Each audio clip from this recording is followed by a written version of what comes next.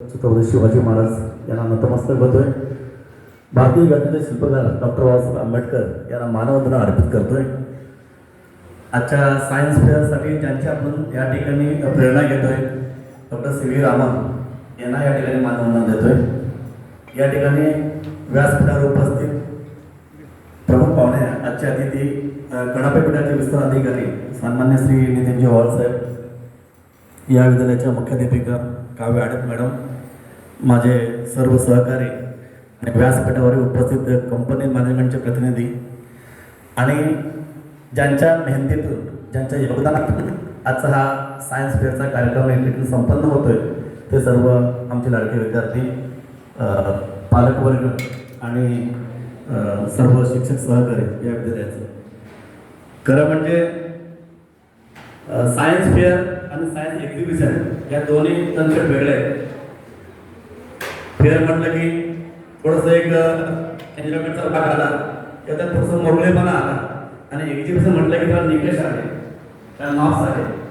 आणि मॅडम जेव्हा सांगितलं की हे सायन्स फेअर आहे, ठीक आहे, बरं वाटलं. म्हणजे मुलाला वर्षाच्या शेवटी सुद्धा काहीतरी करावंसं वाटतंय. हा महिना जो असतो पूर्ण असा महिना असतो, सेकंड टर्मच्या आपल्या एक्झाम आता होते आणि अभ्यासाच्या दिवसामध्ये काहीतरी माइंड चेंज झालं पाहिजे किंवा मुलांच्या क्रिएटिव्हिटीला वाव भेटला पाहिजे.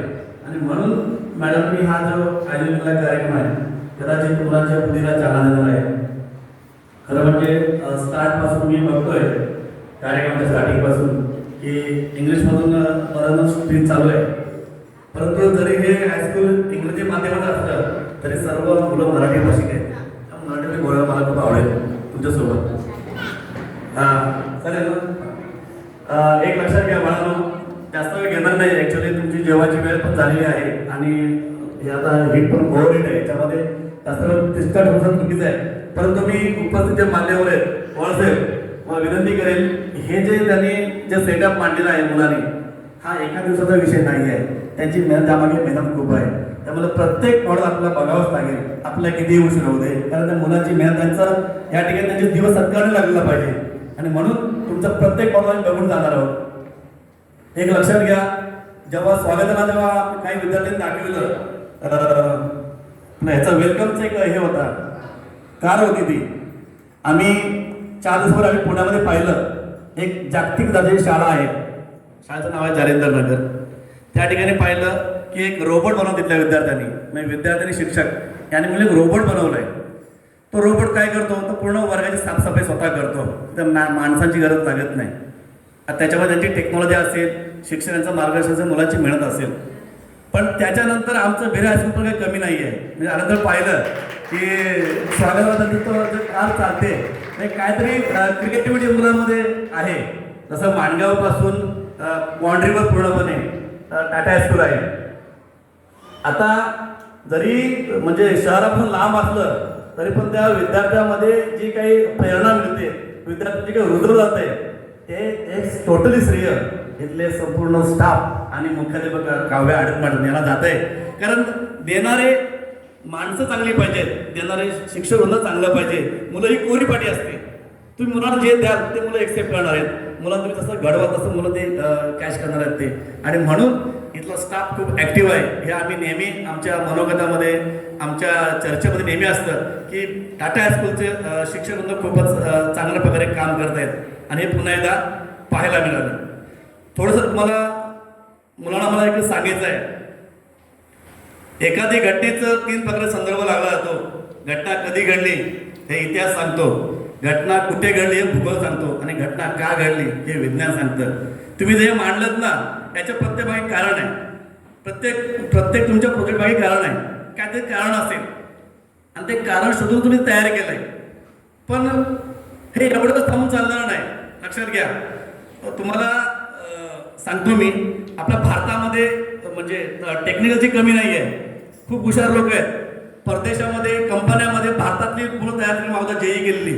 कारण भारतातल्या मुलांमध्ये खूप म्हणजे टॅलेंट म्हणतो खूप आहे, पण टॅलेंट आपल्याला ते वापरता, यूज करता येत नाही. आपण काय करतोय, आताची जी जनरेशन आहे, तुम्हाला सांगतो बऱ्याचशे पालक इथे उपस्थित आहेत. मुलांकडे जेव्हा आपण मोबाईल देतोय, मोबाईल मोठी क्रांती आहे, मला मान्य आहे. आम्ही हा जो समोर वयोगट बसलाय आणि समोर पालक वर्ग यांनी दोन बदल पाहिले मोठे, म्हणजे मोबाईलच्या आधीचा बदल आणि मोबाईल नंतरचा बदल हे पाहणारी फक्त एकमेव पिढी आमची आहे, आमची आहे ती पिढी, आणि दोन्ही बदल जबरदस्त पाहिले. आणि मोबाईल ही जगातील मोठी क्रांती आहे, पण ह्यामध्ये फक्त मोबाईलचा बदल पाहिला आहे, तर त्याला मागचं माहिती नाही याचे फायदे तोटे सुद्धा. तुम्हाला समजा जपान आणि चीन हे दोन देश एवढे ॲग्रेसिव्ह आहेत आणि विज्ञान एवढे पुढे गेलेत, प्रचंड पुढे गेलेत, परंतु तिथली जर मुलं तुम्ही मुद्दाम यूट्यूबवर बघा, गुगल सर्च करा, जपान आणि चीनमधली मुलं शाळेच्या वेळेव्यतिरिक्त काय करतायत? ते मोबाईलवर खेळत नाहीत, ते मोबाईल तयार करून इंडियात पाठवत आहेत, खेळणी तयार करून इंडियात पाठवत आहेत, पण ते मातीतले आणि जंगलातले खेळ खेळत आहेत. का तर वर्कआउट, स्वतःचं शरीर सुदृढ कसं बघेल, टोटली ते त्यांचे पॅरेंट्सच त्याची टाकेल असते, ते मातीतले खेळ खेळतायत, ते आपले मोबाईलचे खेळ खेळतात. आणि आपली मुलं शाळेतून गेल्यानंतर घरी मोबाईलवर बसतात आणि हा मोठा एक लॉस आहे आपल्याकडे, आणि तो आपण टाळला पाहिजे. जास्त काही मी सांगणार नाही आहे, कारण मुलांना ॲक्च्युली खूप वेळ झालेला आहे सायन्स फॅरच्या माध्यमातून, सकाळी लवकर आलेली मुलं आहेत. फक्त एवढं विनंती करेल की आपली मुलं खूप चांगली आहेत, त्यांच्याकडे टॅलेंट चांगलं आहे, त्यांची क्रिएटिव्हिटी पण खूप चांगली आहे, आणि म्हणून त्यांना आपण वाव देणं गरजेचं आहे. पालकांनी सहकार्य करा की मुलांना ज्याच्या वेळी मुलं जेव्हा दिला की आम्हाला हे करायचं आहे, ते चांगलं असेल त्याला तुम्ही त्याला वाव द्या, बा गप बस रे असं करू तसं करू नका. यातून मुलांची सर्जनशीलता असते, ती दडपून राहता कामा नये, आणि त्याचा वाव देण्याचं काम शाळा करते, शिक्षक करतायत, इथलं मुख्याध्यापक पण करतायत. आम्ही आवर्जून सांगतोय, आम्ही त्या दिवशी उल्लेख केला एक कार्यक्रमामध्ये, सर्वात जास्त उपक्रम कुठे होत असतील, शालेय असतील, सहशालेय असतील, फक्त टाटा विद्यालय होते.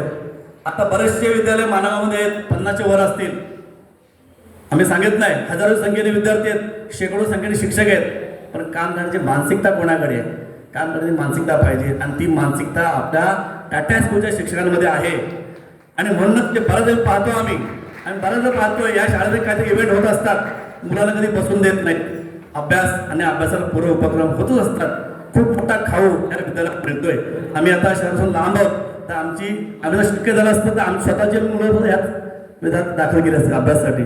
बरं वाटतं ऐकून की आमची मुलं काय अजून काहीतरी चांगली करते त्याच्यामध्ये, तर आम्ही लांब आहोत, म्हणून जास्त वेळ घेत नाही आहे. त्या ठिकाणी या विद्यालयाच्या मुख्याध्यापिका, उपक्रमशील शिक्षिका काव्य आडित मॅडम आणि त्यांचे सर्व सहकारी, या सर्वांना मी या ठिकाणी यांचा आभार मानतो.